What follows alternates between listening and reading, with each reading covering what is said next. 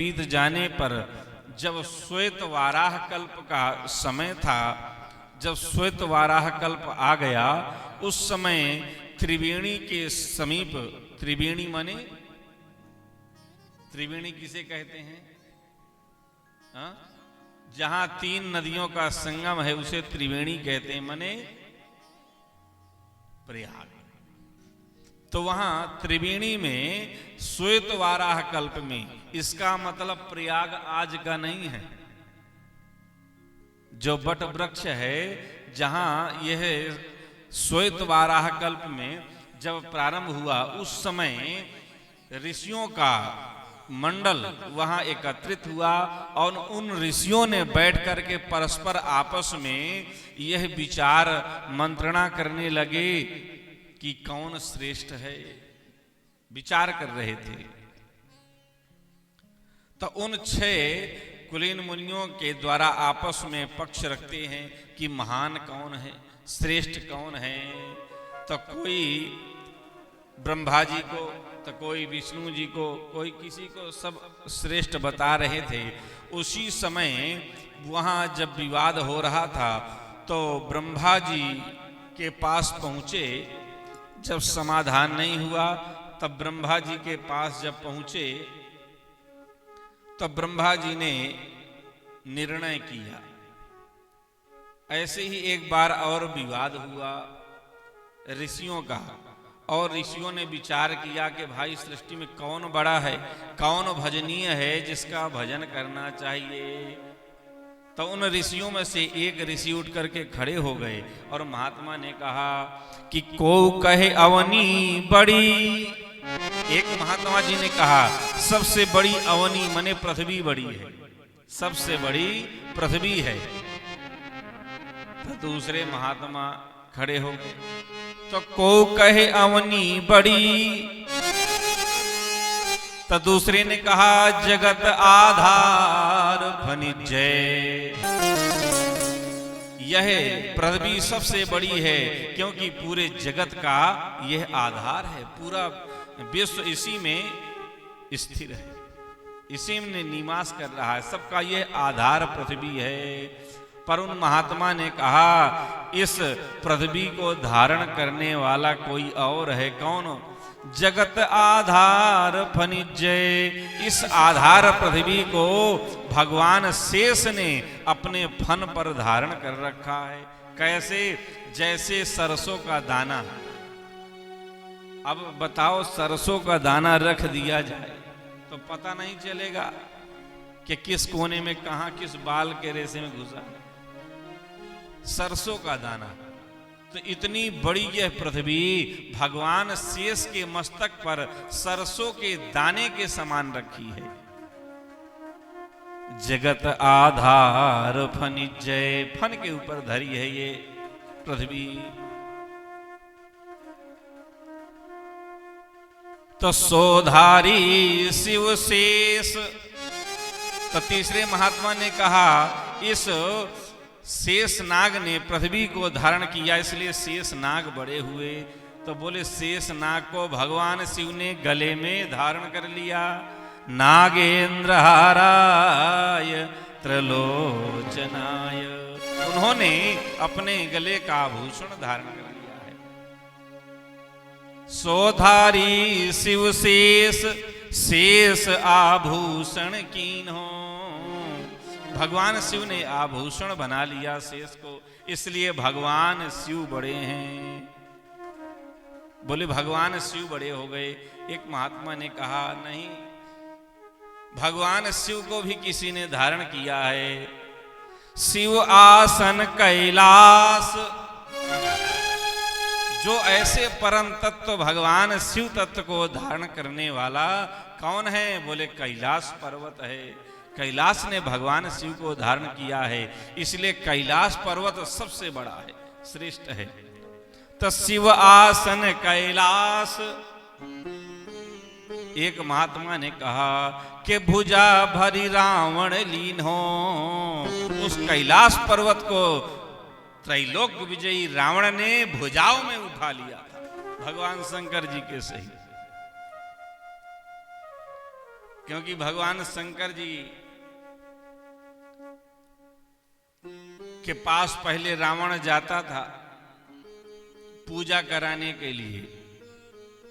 जब पूजा करने भगवान शिव के पास जाए, क्योंकि चेला है, तो बोले गुरुदेव मैं जब तक आपका पूजन नहीं करता तब तक मैं जल भी ग्रहण नहीं करता। तो शंकर जी के पास जब पूजा करने आवे तो क्योंकि ये अभिमानी इतना बल, तो कुछ न कुछ उपद्रव करे, कहीं पार्षदों को डांटे फटकारे, तो कहीं कुछ करे, कहीं कैलाशे को उठा ले।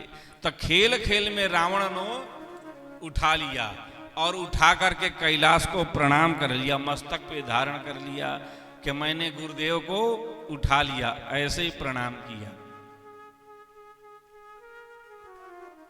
तो भगवान शंकर को बड़ा कष्ट हुआ कि इतना उद्दंड कभी मेरे पार्षदों को फटकारता है, कभी कैलाश पर्वत को हिलाने लगता है। मैया पार्वती से पूछा ये हलचल कैसी? भगवती ने कहा महाराज चेला आया है, चेला ने हलचल मचा दिया। तो भगवान शंकर जी ने ऐसा भार बढ़ाया कि रावण की उंगली दब गई, और जब उंगली दबी तो रोने लगा, भयंकर रुदन करने लगा। जब अपराध मान लिया कि महाराज मुझसे अपराध हुआ, भगवान ने छोड़ दिया, तब से भगवान शंकर जी ने कहा कि ऐसा कर तू यहां मत आया कर, हम खुद आएंगे पूजाने के लिए। तो भगवान शंकर जी खुद जाते थे लंका में पूजा लेने के लिए। पहले रावण आता था, बाद में गुरु जी जाते थे पुजवाने। अब ब्रह्मा जी वेद पढ़ते थे, रुद्राष्टाध्यायी पढ़कर अभिषेक करवाते थे शंकर जी का। तुलसीदास जी के 12 ग्रंथों में उल्लेख है कि विधि वेद पढ़ें शिव रावण आप पूजावन आवत। तो वहां विधि माने ब्रह्मा जी वेद पढ़ते हैं और शंकर जी खुद पूजवाने आ रहे हैं। जितने देवता हैं सब झाड़ू पोंछा सेवा करते हैं। ऐसा रावण, तो बोले रावण ने अपने भुजाओं में धारण कर लिया, हाथ में धारण कर लिया भगवान शिव के सहित कैलाश पर्वत को, इसलिए रावण बड़ा सबसे बड़ा रावण हो गया। महात्माओं ने कहा अभी तक तो ठीक था, पर रावण को बड़ा मत करो, रावण की पूजा तो नहीं करेंगे। बोले नहीं नहीं, इनसे भी बड़ा कोई और है, रावण से भी बड़ा कोई और है। तो शिव आसन कैलाश भुजा भरी रावण लीन हो।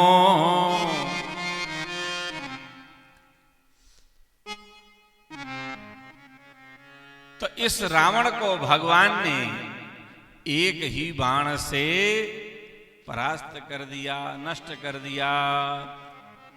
भगवान ने रावण का वध कर दिया, एक ही बाण से रावण का भगवान ने वध कर दिया। अगर कहें त्रैलोक में, अगर राम जी ने रावण का वध कर दिया तो फिर राम जी बड़े हो गए।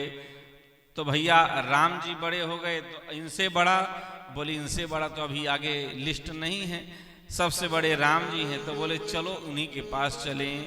तो सब पहुंच गए महात्मा राम जी के पास। बोले यह प्रस्ताव पारित हुआ कि आप सबसे बड़े हैं, इसलिए हम आपके पास आए हैं आपका पूजन करने के लिए, आप सबसे बड़े हैं।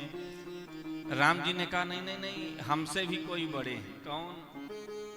बोले अगर कहें त्रैलोक में जो हरि उर धरते बड़े। राम जी ने कहा, बोले मुझसे भी कोई बड़ा है। कौन बड़ा है?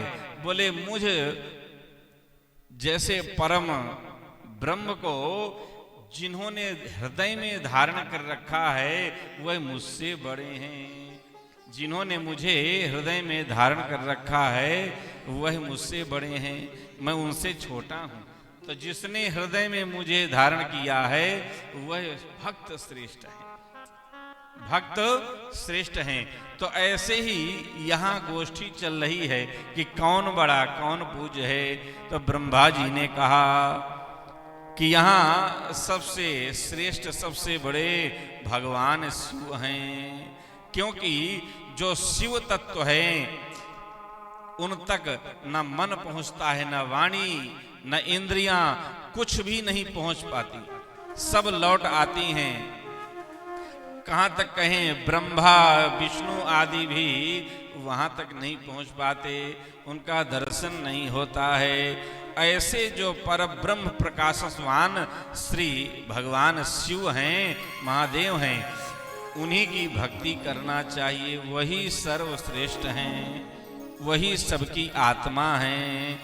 इस प्रकार से यहाँ ब्रह्मा जी ने कहा हे ऋषियों, आप लोग भगवान शिव को प्रसन्न करने के लिए भूलोक में जाकर के 1000 वर्षों तक एक यज्ञ कीजिए और उस यज्ञ से भगवान शिव प्रकट होंगे। इस प्रकार से ब्रह्मा जी ने वहां कहा है। और ऋषियों ने पूछा कि भगवान को प्रसन्न करने के लिए क्या क्या करना चाहिए। तो उन मुनियों ने जब पूछा तो कहते हैं कि पहले तो आप भगवान की कथा श्रवण करो। जब कथा श्रवण करेंगे फिर उनके नाम का कीर्तन करो, फिर उनका ध्यान करो। जब इस प्रकार से जब हम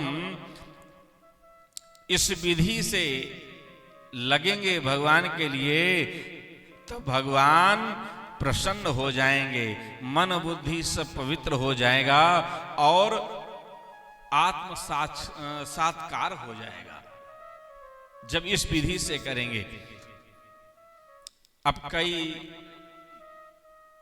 ध्यान करते हैं, अब ध्यान करते हैं तो ध्यान करने से बताइए वहां तक पहुंच पाते हैं? नहीं पहुंच पाते हैं, क्योंकि जब तक शरीर पवित्र नहीं होगा, शुद्ध नहीं होगा, तो शुद्ध कैसे होगा शरीर? बोले शुद्ध आहार से और व्रत से। शुद्ध आहार और व्रत, इसके द्वारा जब हम तप करेंगे, व्रत करेंगे तो यह पवित्र होगा। और जब शुद्ध होगा तो सात्विक होगा यह शरीर। और उसके बाद फिर हम जप करेंगे, जप करें भगवान का नाम या राम का या शिव का। जब हम जप करेंगे इससे मन बुद्धि चित्त सब पवित्र हो जाएंगे। शरीर उपवास से, शुद्ध आहार से पवित्र हो जाएगा। और जब ध्यान करेंगे तो ध्यान में वह परमात्मा दिख जाएगा। यह प्रक्रिया है। पर हम ध्यान तो करते हैं कि जैसे पहले ऋषि लोग करते थे वैसे हम लोग भी ध्यान करते हैं, पर ध्यान में ज्यादा कुछ समझ में आता नहीं है, क्योंकि हमने भी इस प्रक्रिया को समझा पूज्य संतों से, पर उसका यह नियम है, ऐसे ध्यान नहीं होता है। क्योंकि मन में संसार बसा है, घर परिवार में भी लगे हैं, रिश्तेदारों में लगे हैं, बच्चों से लगे हैं, पति से लगे हैं, सब से लगे हैं। फिर उसके बाद ध्यान करेंगे तो बताइए ध्यान कहाँ तक ध्यान से हो पाएगा? नाम ही रहेगा ध्यान का, पर ध्यान में कुछ होगा नहीं, कुछ प्राप्ति नहीं होगी। क्योंकि इन सब का उपाय शरीर है मेन। और जब तक शरीर ही पवित्र नहीं है, शुद्ध नहीं है, तो आगे की प्रक्रिया संभव नहीं हो पाएगी। तो ध्यान करते हैं तो ध्यान करने से पूर्व शरीर को शुद्ध आहार पहले प्रदान कीजिए। शुद्ध सात्विक आहार, हल्का भोजन, अशुद्ध सात्विक, और प्रयास करें कि इस शरीर से जप करें और तप करें। तप माने व्रत रहें। अशुद्ध सात्विक आहार, तो इससे क्या होगा? मन में विकार नहीं आएंगे, किसी के प्रति ईर्ष्या नहीं होगी, गलत भावना नहीं बनेगी, मन बहुत प्रसन्न होगा। कोई दुख भी आएगा ना तो प्रभाव उसका नहीं हो पाएगा, उसका प्रभाव नहीं होगा, क्योंकि मन ही तो दुख मान लेता है, मन ही सुख मान लेता है। और जब मन इतना पवित्र हो जाएगा, विशुद्ध हो जाएगा, तो बाहर के द्वंद्व उसके ऊपर प्रभाव नहीं करेंगे। और जब हम जप करते रहेंगे तो जप के प्रभाव से यह पूरा शरीर मंदिर इतना पवित्र स्वच्छ होगा, फिर ज्यादा प्रयास नहीं करना पड़ेगा। बस एक बार दर्शन किया भगवान का, और दर्शन करके नेत्र बंद करके ज्यों ही जितनी ही एकदम लीन हो गए उसमें, चित्त मन बुद्धि को लगा दिया सब तरह से समेट करके, तो धीरे धीरे वह झांकी प्रकट हो जाएगी, प्रकट हो जाएगी। वृंदावन में हम यमुना जी के तट पे थे, बहुत अच्छे महात्मा मिले, तो वह योगी महात्मा थे, तो उन्होंने यह पूरी प्रक्रिया बताई थी और ध्यान